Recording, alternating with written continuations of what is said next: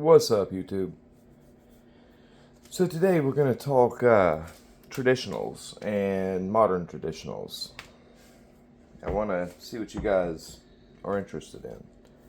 Are you more interested in the budget type traditionals? Imperial, Charade, Rough Rider, Marbles, etc., etc.? Are you more into modern traditionals? Or are you into legacy brand USA made stuff, Case, for example, GEC, Queen, old school Charade? What are you interested in? What type of are you not interested in traditionals at all? Let me know in the comments what you enjoy. Me personally, I enjoy it all. I love. I mean, I'm not too much on any type traditional knife except really for like your sodbuster style knives. No, I do like trappers. They're okay, and I just ordered one of the Case lizard skin Wharncliffe, single blade Wharncliffe trappers. I enjoy them, but for the most part, I'm only really into like sod style traditional knives. And it could be, your budget stuff, like these, $8-10 Imperials, or the Mini. These are great little knives for, not much money.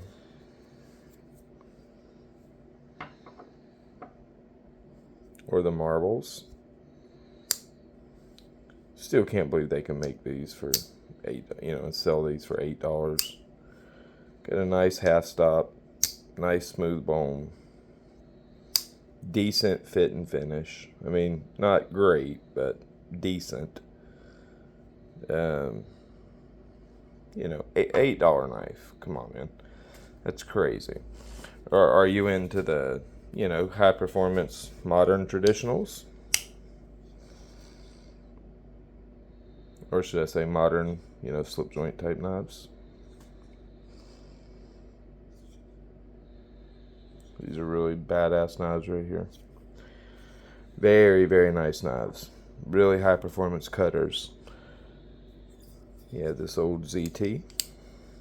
Really awesome little slippy. Super useful knife.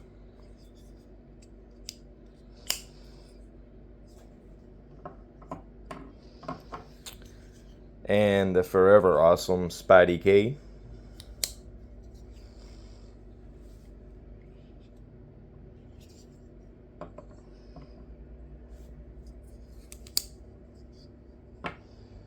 This isn't really a slip joint, it's a double detent.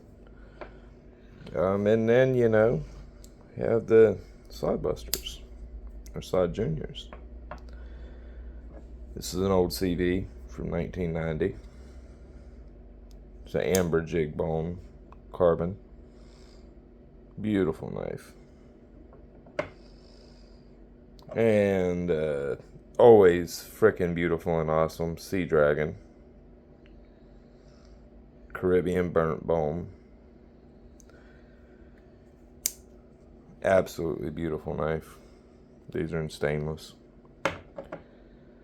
So what's your type of carry if you're going to carry a slip joint?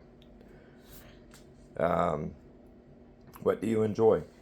Me personally, like I said, I'm really into Sodbuster style knives. Absolutely love them. Have a whole bunch of them. I probably got upwards between Big Daddy Sodbusters and their sons. I probably have I don't know, 40, something like that. Yeah. I am kind of happy though. I missed out on the SMKW PB&J Saudi Junior, and those things go for stupid money. Sometimes on eBay you'll see them 180 to as much. I've seen as much as $300. and people actually pay in that, not just, that's what's being asked for it, but it never sells. Like them actually selling, I've seen them sell at $300, and yeah, I'm not paying that. But I come across the brand new one for $69, and I absolutely jumped on it. And I've been waiting for that one because, in my opinion, the big three of the modern, the new Sodbuster, the grills, modern grills, I'll say, would be the Sea Dragon, the PB&J, and the lizard skin. And of course, I got the lizard skin. I've got the Sea Monster, but I didn't have the PB&J, so I was so happy when I come across that deal. And what was great is they had two of them. I bought both of them. $69 a pop for two brand spanking new PB&J Sodbusters. Like that was a score. And no, I do not want to sell my extra one. I'm actually looking for one more of the Sea Dragons. I have two of them, but I want one more because my son really wants one. Like really bad. So does my daughter too, but my son like really wants one.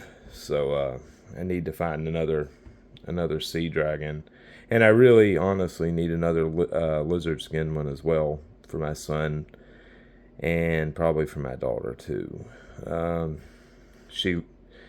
Those kids, both of them, they really love their Sodbuster Juniors. Like they're big time into them. And I know my daughter's going to flip out when she sees that single bladed trapper with the Warncliffe in the lizard skin. I know when she sees that, she's gonna go nuts. She's gonna be, please, Daddy, let me have it. Please, Daddy, let me have it. I know I should have went ahead and bought two of them, but anyhow, those kids are gonna be. They are definitely gonna be case and traditional collectors. Son and daughter are both they're head over heels in love with GEC.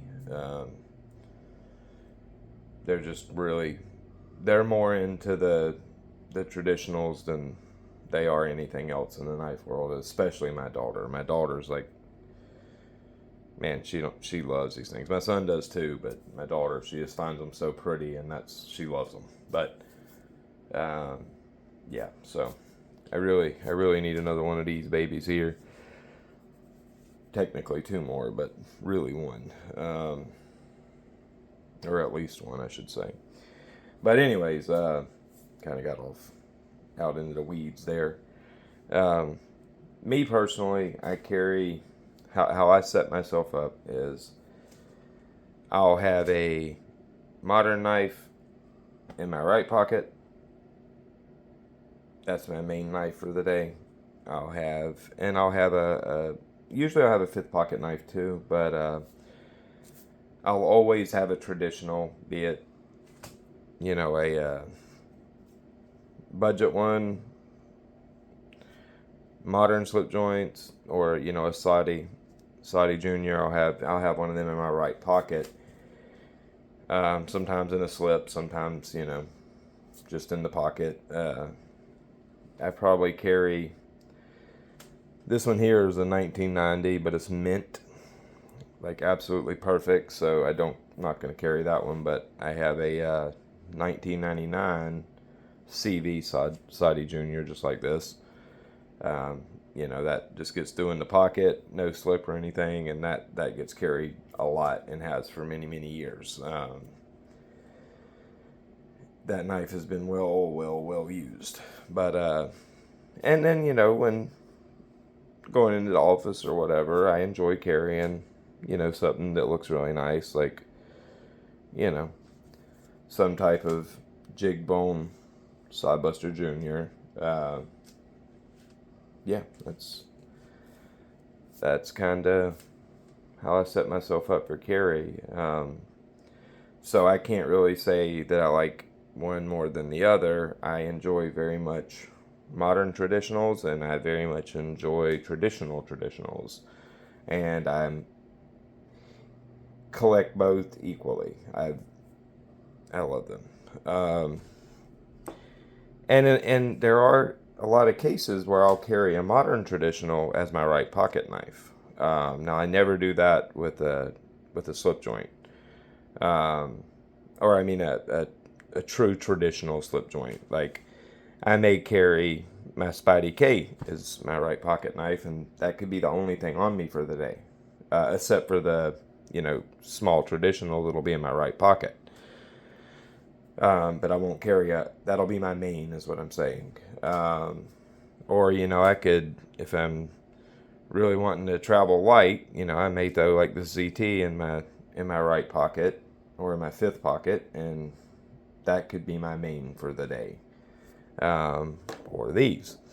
This and a slip in my right pocket is very frequently my main knife, because it is a very capable, very, very capable knife.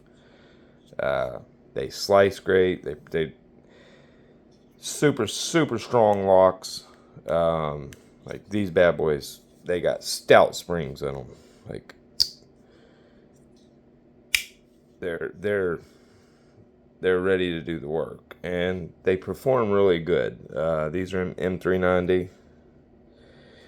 This M390 is a tick on the soft side, but it performs quite nice. It's not overly soft. Like if you get a M390 from MKM, it's pretty soft. It's not going to perform all that great.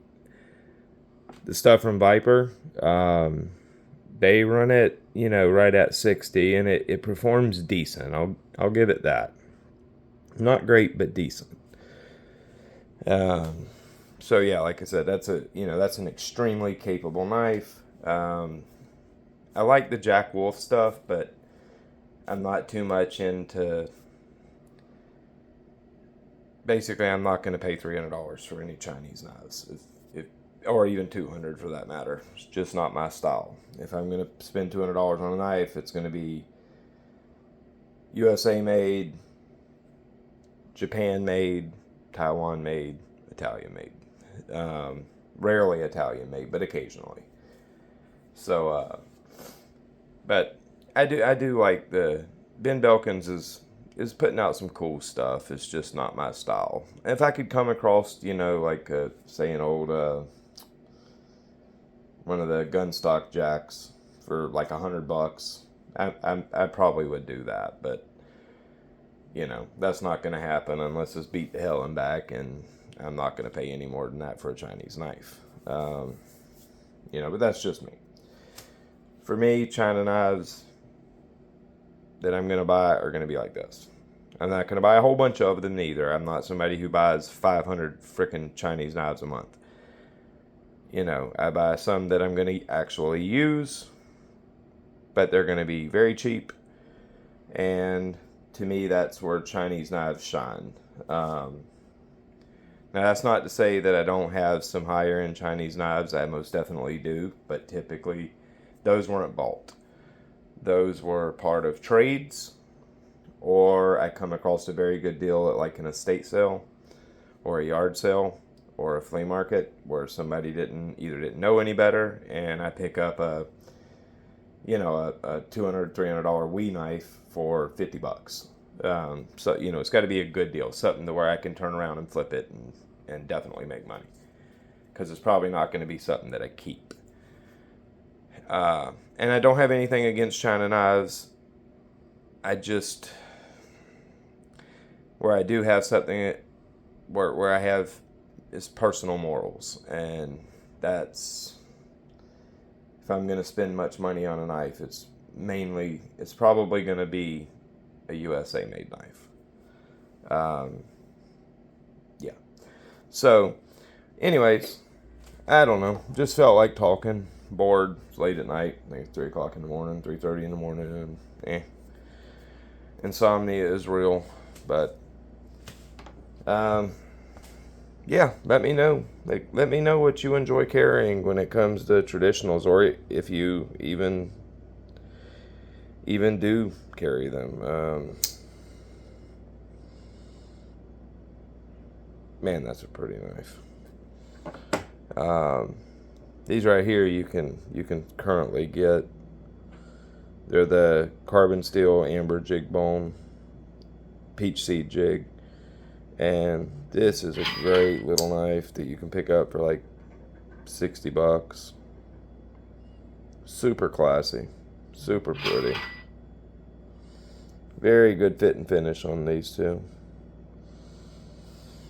Not your typical case. I think they're starting to get their act together, because I've got some pretty decent knives from them lately. And then old school. I love this old school CV stuff. That really makes me happy. This is a truly great knife here. As far as like the Spyderco slip joints, your UKPK, Chicago, or not Chicago, but hell, I can't think of the name of it. Anyways, you know what I'm talking about. Your Spyderco basically overseas legal knives, or like the UKPK, stuff like that. This is my favorite of them. The Spydy K is a model I don't think they should have ever discontinued. This is a really great knife. Really, really great knife. And a very, very efficient cutter.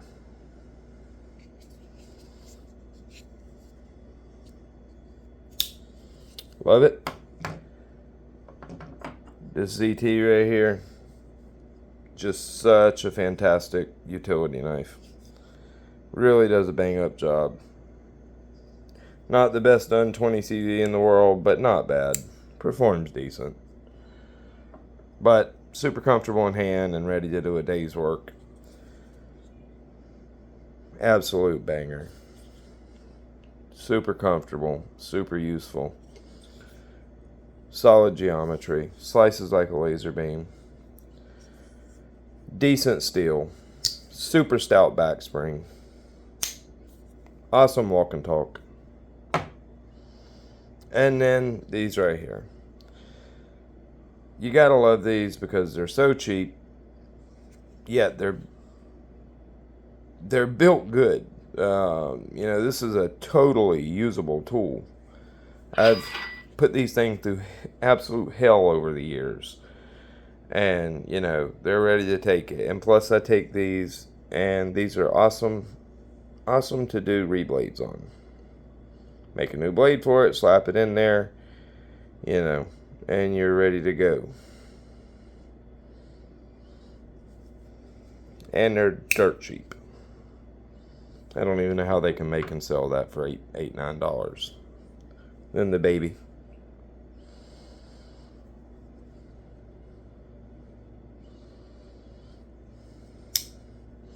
And then the Smooth Bone Marbles MR579.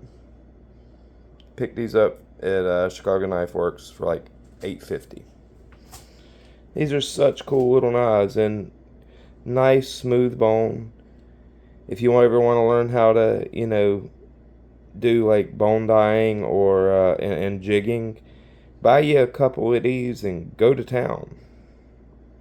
If you you're gonna mess them up, doesn't matter. It's $8, but you'll learn, and you'll be able to do stuff like this pretty quickly. And it's a perfectly serviceable tool. Like, you can throw this in your pocket, and you have a perfect little cutter that'll do anything that most people need done in a day. The average person could do all their cutting with this knife right here and never need anything more.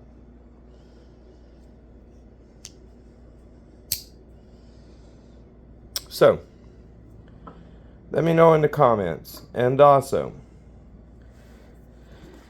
please subscribe. Please like my videos. I really do want to grow. I want to help people. I want to help people make good decisions and informed decisions when they're buying knives based on, is the steel quality and heat treat quality good? Are the knives what they should be? How do they perform? I just want to help people make informed decisions. It makes me sick when I see somebody spend, $300-400 on a knife, and it's, they're getting a piece of 58 HRC M390. It makes me sick. And there's nobody really, I mean, there's a few, but there's nobody really doing the steel testing anymore. But, you have Pete, of course, but other than him, there's nobody that's really, truly testing out knives and giving, honest opinions that, how the steel's done, how the steel sharpens, how it feels, how it responds to the stones, how it performs. Is it cutting where that steel with a decent heat treat should cut, or is it well under that, or is it well above that? Erica, she's out there using her knives and doing good work too. But I'm talking about that can give directly comparable information. How many cuts did this steel make on this cut medium? How many cuts did this steel make on this medium, and so on and so forth. I want to build a database to where people can go look and say, this S90V from QSP did this many cuts. That's half as much as Spyderco's S90V or Kubi's S90, whatever the case. I want to make people be able to have something they can go look and say, okay, this is performing how it should, this is not, so I'm not going to waste my money on this. I'll look elsewhere. Please like, share, and subscribe. And for real, sharing would probably really, really drive my videos up and start getting me some traction, and I would be eternally thankful. I really do want to grow this channel and help people. And one thing I can guarantee you is it will always be a channel based about, no matter how big I was to get, it will always be about performance, sharpening, and that's where the focus is going to lie. You're never going to see me reviewing 50 new $50 China knives a week. That's not me. I don't care how much the companies want to give me the knives here review. I'm not. It's always going to be performance based. If I do take, if I start getting bigger and I get a knife or two for free, the only purpose of getting that knife for free will be to cut test it. That's it. And then, realistically, turn around and do a giveaway with it. I don't need knives for free. It's not what I'm here for. If a company wants to say, here, cut test for us and post a video, I'll do it. Then I'll give the knife away. Am I going to be somebody that just sits and collects endless China knives like, most of your channels? No, that's not me.